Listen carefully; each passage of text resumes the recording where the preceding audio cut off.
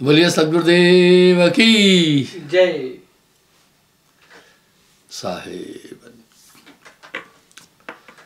मन करता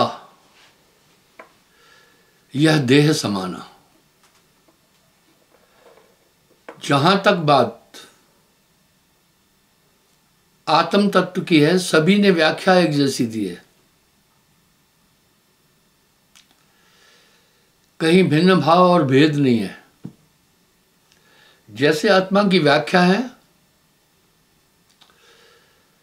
उसके अनुसार आत्मा अनुपम है। देखते हैं शास्त्राकारों ने आत्मा की व्याख्या कैसे की है। आत्मा पंच भौतिक तत्वों से परे है। हमें यह देखना होगा कि आत्मा कैसी है, मन और माया कैसा है। कहन सुनन के लिए सभी लोग एक बात कहते हैं कि भाई क्या करें, मन माया में बंधे हैं। लेकिन इतना काफी नहीं है। एक तथ्य में दो राय नहीं है। मोक्ष की बात सभी कर रहे हैं। मैंने एक आदमी से कहा, बड़ा आदमी था, आया। मैंने उनसे कहा, भाई ये मानव जीवन मोक्ष की प्राप्ति के लिए हुआ है, कुछ मुक्ति की प्राप्ति के लिए भी कोशिश करो। उसने कहा, क्या करना मुक्ति, मैं आनंद में हूं यहां, मेरे पास बड़ा सुंदर मकान है, धन भी मुझे काफी है, मेरे पास धन, जॉब है, पत्नी सुशील है, बच्चे पढ़े लिखे हैं, आनंद है। क्या करना मुक्ति लेकर, किसी कोने में पड़े रहेंगे। मैंने उनको कहा, भाई सुनो, पहली बात तो यह है कि ऐसी सोच कौन लोग रखते हैं, क्यों होती है ऐसी सोच। संसार में कुछ मुख्य इस तरह के लोग रहते हैं। कुछ कहते हैं ये जग मिठा अगला कह डिठा।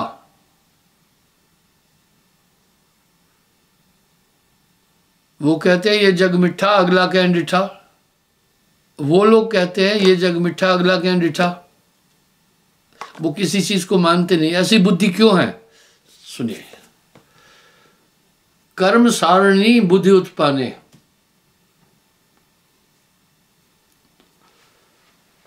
बुद्धि कर्म सारणी होती है, कर्म अनुसार होती है। जल तो निर्मल है, लेकिन जल के अंदर गंदगी डाल दें तो जल फिर कहते हैं गंदा हो गया। जल को परिशोधित कर दो तो गंदा नहीं है फिर। पर जल किसके साथ क्यों गंदा हुआ, गंदे पदार्थ उसमें मिश्रित हो गए तो जल गंदा हो गया। इसी प्रकार आत्मा तो निर्मल है, पर चार अंतःकरण के संग आत्मा खराब। हम पहले देखते हैं कि पामर लोग क्यों हैं, किसी का दोष नहीं। बुरा जो खोजन मैं चला, बुरा न मिलिया कोई।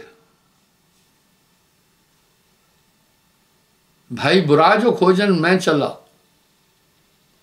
बुरा न मिलिया कोई। जो दिल खोजा अपना तो मुझसे बुरा न कोई। ये आत्म तत्व सब में वैसा है, न घटता है न बढ़ता है। पहले हम देखते हैं हमें मुक्ति की जरूरत क्या है। छोटे बच्चे धन का महात्म नहीं जानते हैं। एक बच्चे को मैंने एक नोट दिया, उसने फाड़ के फेंक दिया, उसको इल्म नहीं था। लेकिन जैसे हम थोड़े बड़े होते हैं तो हम धन का महात्म जान जाते हैं कि भाई सभी काम पैसे से ही तो हो रहे हैं। इसी प्रकार जब तक हम मोक्ष की महत्ता नहीं जानेंगे, हम उसके लिए कोशिश नहीं कर सकते। पर एक दो हुए ताहे समझाऊं, आदमी मोक्ष के लिए कोशिश नहीं कर रहा है। आखिर वो मोक्ष की प्राप्ति के लिए कोशिश क्यों नहीं कर रहा है? उसमें उत्कंठा, जिज्ञासा नहीं है। क्यों नहीं है? वो सांसारिक परिप्रेक्ष्य में जब पला तो यहां उसने देखा क्या है, कैसे माँ बाप जी रहे हैं, कैसे परिवार का संचालन हो रहा है, वो ये चीजें देख रहा है। और हम सबकी एक रवायत है, छोटा बच्चा है उसको पढ़ाते हैं, खेलता कूदता है, भोजन साजन खिलाते हैं, थोड़ा बड़ा होता है स्कूल पढ़ाते हैं, और उसके अंदर एक भावना, एक धारणा प्रविष्ट करते हैं कि भाई पढ़ो लिखो। वो सबको देख रहा है, पढ़ो लिखो जॉब मिलेगा, वो जॉब के लिए फिर पढ़ता लिखता है। फिर हम सब उसको कंपेल करते, भैया आप शादी कर लो, शादी कर लेते हैं। फिर आकांक्षा करता है बाल बच्चे पैदा हो। इस प्रकार पूरा जीवन व्यतीत कर लेता है, लेकिन उसको सुख नहीं मिलता है। अभी तक जितने भी गुणी करुण विद्वान महात्मा तत्वदर्शी संत हुए, उन सब ने संसार को दुखों का घर कहा। दुखों का क्यों घर कहा? इसमें दुख ही दुख है। और एक बात और कही कि हम सब बंधन में हैं। ये बात सम्यक रूप से संसार के जितने भी महात्मा हैं, गुणी गारुण ने, सबने कह दी। दुख क्यों है, दुख का निराकरण कैसा हो वो समझें। यानी जितने भी गुणी गारुण हुए, सबने दुनिया को दुखों का घर कहा। आइए देखें कैसे दुखों का घर है। संसार के प्रति साहब का एक दृष्टिकोण बड़ा साफ है। अंतकाल असले भाई, जैसे जुआड़ी हाथ जाड़ जैसे चलत जुआड़ी, हारा हुआ जुआरी बहुत पछताता है कि आज मैं क्यों जुआ खेला। सब पैसे गंवाने के बाद हाथ झाड़ के चलता है। इस तरह एक न एक दिन तो जाना पड़ेगा। ये संसार क्षणभंगुर है। मनुष्य पूरा जीवन परिश्रम करके धन एकत्रित करता है, ब्याह शादी करता है, लड़के बच्चे पैदा होते हैं, दोतरू पोतरू आते हैं। अचानक एक दिन उसे सब कुछ छोड़ के जाना पड़ता है। ये बड़ा भीभत्स दुख है, ये बड़ा कष्ट है। दूसरी बात, देह धरे का दंड है। शरीर में दुख क्या है वो मैं बतलाता हूं। आत्मा क्या है उस पर थोड़ी बातचीत करते हैं। छोटा बच्चा जैसे धन का महात्म नहीं समझता है, इसी तरह आम आदमी मोक्ष का महात्म नहीं समझता है। पहले देखते हैं मोक्ष क्या है। एक मान्यता समस्त धरती पर रहने वाले लोगों की एक ही भाव से है, आत्मा को अमर बोलते हैं। ये मान्यता सबके अंदर है। इसलिए हिंदू धर्म में भी कोई चला जाता है, पिंडदान करते हैं, प्रार्थनाएं करते हैं कि हे प्रभु इसकी आत्मा का कल्याण करना। यही इस्लाम में भी है, यही सिखों में भी है, और यही अंग्रेजों में भी है। इसका मतलब है सिद्धांत रूप से हम लोग एक बात को मानते हैं कि शरीर के खत्म होने के बाद आत्मा है। आत्मा के बारे में तो सभी धर्मों ने एक ही मत से बात कही है, ईश्वर है। ठीक है, आगे हम देखते हैं। संसार का रूपक मैंने आपको शॉर्ट में बता दिया। अब आत्मज्ञान क्यों जरूरी है? आत्मा को पाना जरूरी है। कौन सी आत्मा? निज आत्मा, स्व आत्मा, अपनी आत्मा। पहले हम देखें आत्मा है कैसी। भाई जब तक आप कहीं भी जाते हैं तो पूरा परिचय लेकर तो चलते हैं ना। हम देखते हैं आत्मा कैसी है, आत्मा के क्या गुण हैं। ये तो सर्वमान्य है कि आत्मा है, इसमें मीन मेख और शंका कहीं नहीं है। अब हम देखते हैं आत्मा है। अब आत्मा की प्राप्ति, आत्मा का ज्ञान क्यों जरूरी है? आत्मा की व्याख्या यूं है, ये आत्मा जन्म मरण से परे, आत्मा की मृत्यु नहीं होती। आत्मा अविनाशी है। शरीर की बड़ी बंदिशें हैं। तन धर सुखिया कोई न देखा, जो देखा वो दुखिया। वाटे वाट हर कोई दुखिया, क्या तपसी क्या वैरागी। आत्मा है, आत्मा का नाश कभी नहीं होता, ये तो अच्छी बात है, वो अमर है। दूसरा, आत्मा कमती बढ़ती नहीं है। पैसे की जब महत्ता पता चलती है तो आदमी धन कमाने के लिए भागीरथी कोशिश करता है। वो रात दिन फिर धन के लिए लग जाता है। आत्मा तो बड़ी अनूठी है। शास्त्राकारों ने आत्मा की टीका की है। और आत्मा कमती बढ़ती भी नहीं है। आप हो ही आत्मा और आप बंधे हैं। आप कैसे बंधे हैं, किसने बांधा है, कैसे छुटकारा हो, ये जानना जरूरी है। भाई जब भी कोई मरीज डॉक्टर के पास जाता है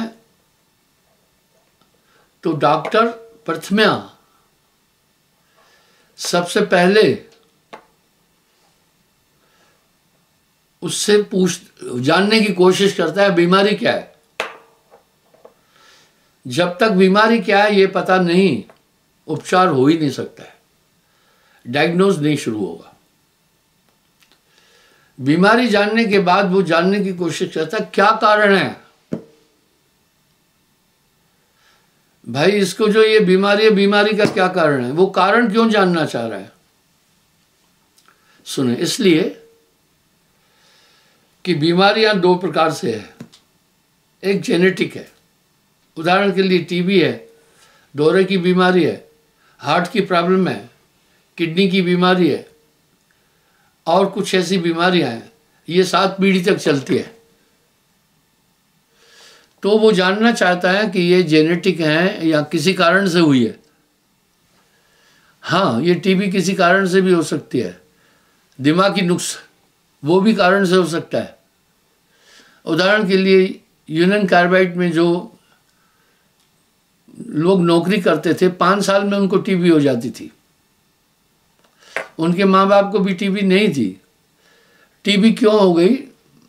क्योंकि मिथाइल आइसोनाइट वहाँ पर बैटरियाँ बनती हैं, उसमें पड़ता है। ये बहुत डेंजर है मिथाइल आइसोनाइट। वो फेफड़ों को गलाता है, फेफड़ों को असर डालता है। इस कारण 5 साल में जो वहाँ नौकरी करता है उसको ये बीमारी हो जाती है। लेकिन लोग पेट पालने के लिए तब भी वो नौकरी करते थे। तो पहले जानना है ये बीमारी किसी लोकल कारण से है या ये बीमारी जेनेटिक है, पीढ़ी दर पीढ़ी चलती आ रही है। उसके बाद डॉक्टर फिर डायग्नोज उसी हिसाब से करता है। अगर ये जेनेटिक है, बाप दादे से चलती आ रही है, तो उसके लिए प्रोसेस अलग है। लेकिन किसी लोकल कारण से है तो इसके लिए प्रोसेस अलग है। वो फिर ये जानने के बाद, पहले वो जानने की कोशिश करता है बीमारी, फिर जानने की कोशिश करता है कारण, उसके बाद जानने की कोशिश करता है उपाय। इसलिए उन्होंने यही पढ़ा है, तमाम दवाएं कौन कौन सी है इसका पढ़ा, दवाओं का असर शरीर पर क्या पड़ता है ये पढ़ा, फिर वो डायग्नोज बताते हैं, तब निवृत्ति होती है। इसी तरह हमें पहले जानना होगा बंधन। बंधन क्यों जाने? हम सब सम्यक रूप से मानते हैं कि हम सब बंधे हैं। अब बंधन का कारण, उपाय, निवृत्ति, ये जानना होगा। पहली बात, बंधन में है आत्मा, इसका प्रमाण, सभी तो मोक्ष की बात कर रहे हैं, जितने भी प्रचलित धर्म हैं वो सब मोक्ष की बात कर रहे हैं, वो सब मुक्ति की बात कर रहे हैं। वाह! तो इस प्रकार से हमें जानना पड़ेगा, जानना होगा बंधन का कारण क्या है और बंधन क्या है, उसके बाद इसका उपाय क्या है और ये इसकी निवृत्ति कैसे हुई। क्या हम सब जानते हैं हम क्यों बंधे हैं? हाँ, जानते हैं। कहने सुनने के लिए हम सब ये कहते हैं मन और माया में बंधे हैं। इसका ये मतलब है कि आदमी ये जानता है कि हम मन और माया में कैसे बंधे हैं, हम बंधे हैं, लेकिन कुछ तो मुक्ति का जतन कर ले। आदमी मोक्ष के लिए कोशिश नहीं कर रहा है, वो मोक्ष के लिए प्रयास नहीं कर रहा है। क्यों नहीं कर रहा है? अज्ञानवश। अज्ञान कहां से आया? उदाहरण देता हूं मैं। एक बाई कोठे से गिर पड़ी, उसने छत पर चार दीवारी नहीं की थी, ध्यान हट गया, गिर पड़ी, बाजू टूट गया। मैं ये बताना चाहता हूं इंसान कोशिश क्यों नहीं कर रहा है, वो समझे। उसका पूरा परिवार नामदानी था, माई भी नामदानी थी, घर के लोग, उसका पति भी नामदानी था। माई को लेकर मेरे पास आए। मैंने कहा माई को कि भाई एक्सरा, पहले अस्पताल जाओ, एक्सरा कराओ, फिर मुझे बताना कि टूटी है या कोई मांस टूटा है। तो उसके बच्चों ने कहा गुरुजी अस्पताल जाना नहीं चाहती है। एक सियाने से कहीं जाकर गांव में हल्दी और वो एक पट्टी बांधी हुई थी। कुछ लोग तो अस्पताल का नाम सुनते ही ऐसे डरते हैं जैसे छोटे बच्चे डरते हैं। माई ने मेरी बात नहीं मानी। थोड़े दिन बाद माई को फिर लाए, कहा गुरुजी कृपा करो, इसको बहुत दर्द है, सो भी नहीं पाती है। मैंने फिर अपनी बात रिपीट की। उन्होंने कहा गुरुजी अब डॉक्टर कह रहे हैं आप लोगों ने लेट कर लिया, पहले लाना था, अब जहां से टूटा है उसके बीच में मांस आ गया है, अब हड्डी ऐसे नहीं जुड़ सकती है, ऑपरेशन करना पड़ेगा। माई ने वो भी राय नहीं मानी और माई मर गई। कैंसर हो गया, माई मर गई। इस तरह ये उपाय नहीं करना चाहता है। अगर उपाय कर भी रहा है मोक्ष के लिए तो वो उपयुक्त नहीं कर रहा है। आत्मज्ञान बिना नर भटके क्या मथुरा क्या काशी। अब हम देखते हैं कि हम कैसा उपाय करें। क्या बात है, हम क्यों बंधे हैं? अज्ञान के कारण। ये अज्ञान कहां से आया? तमोगुण के कारण। इसी अज्ञान के कारण हमें सब कुछ सच दिख रहा है, सब कुछ अपना लग रहा है, और ये शरीर की नेचर है। अब आया मन माया। बंधा कैसे है? मन माया में बंधा है। पहले हम देखते माया क्या है। काया माया एक ही जानो, झूठा सकल पसारा न जानो। माया है काया,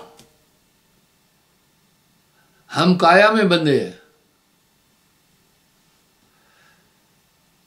काया क्या है?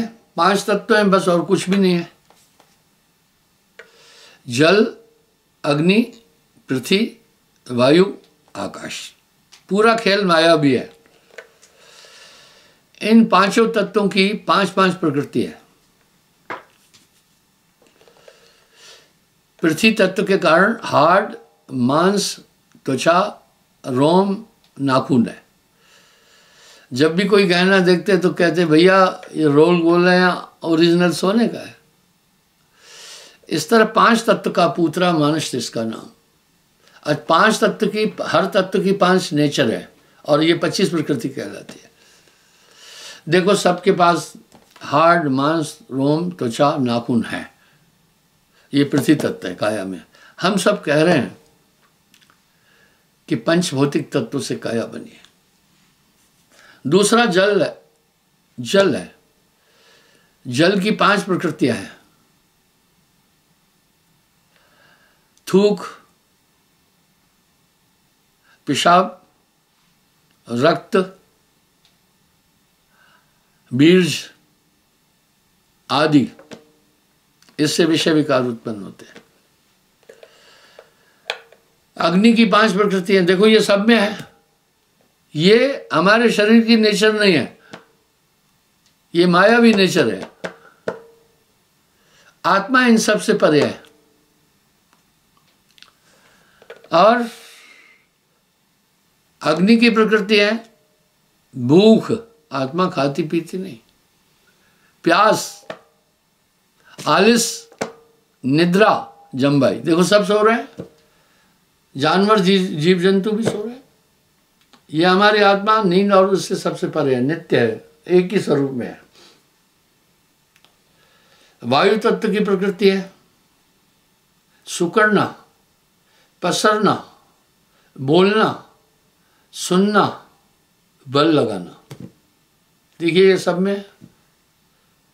आकाश तत्व की प्रकृति है काम, क्रोध, लोभ, मोह, अहंकार, सब में है। ये सब नेचर हमारे नहीं है। ये नेचर पंचभौतिक तत्वों के है। अब देखते हैं, कह रहे हैं हम सब मन माया में बंधे। अब थोड़ा मन को भी देखें, क्या है मन। काया का पूरा विवरण नहीं दिया। इस काया में फिर 5 ज्ञानेंद्रियां हैं, 5 कर्मेंद्रियां हैं। आदमी जो भी काम कर रहा है भौतिक कर रहा है, वो आत्मा का कार्य नहीं कर रहा है।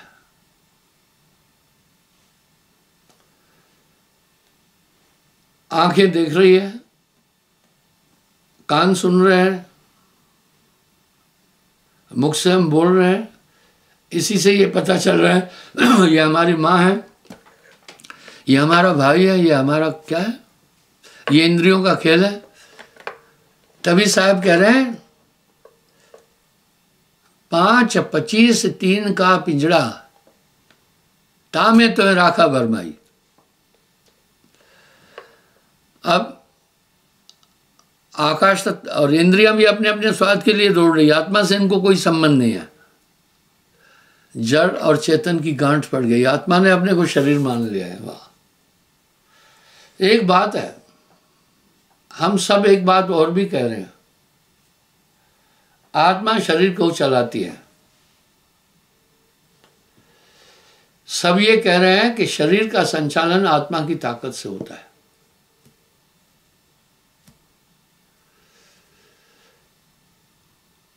अब हमारी आत्मा शरीर को कैसे चला रही है ये जानने की जरूरत है।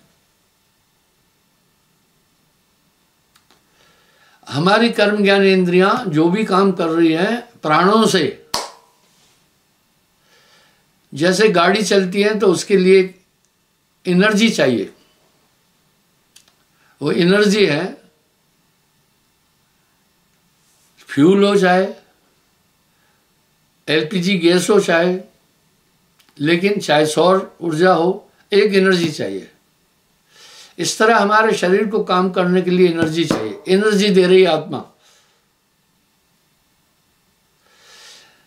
हमारे शरीर के संचालन के लिए कौन सी एनर्जी चाहिए? प्राण। इसलिए आज्ञा चक्र में बैठकर आत्मा प्राणों का आवर्तन परावर्तन कर रही है। कमाल की बात है कि हमारे शरीर का संचालन आत्मा कर रही है, इसी से सभी क्रियाएं हो रही है। जो मर्डर करने जा रहा है तभी भी आत्मा ने ताकत दे दी, जो किसी को कष्ट दे रहा है तभी भी आत्मा ने ताकत दी। क्यों? आत्मा ने अपने को मन और बुद्धि मान लिया है। यही बात तो गोस्वामी जी रामायण में कह रहे हैं ना, जड़ चेतन की ग्रंथ पड़ गई यद्यपि मिथ्या छूटत कृत नहीं। आत्मा ने अपने को शरीर मान लिया अज्ञानवश। क्यों माना?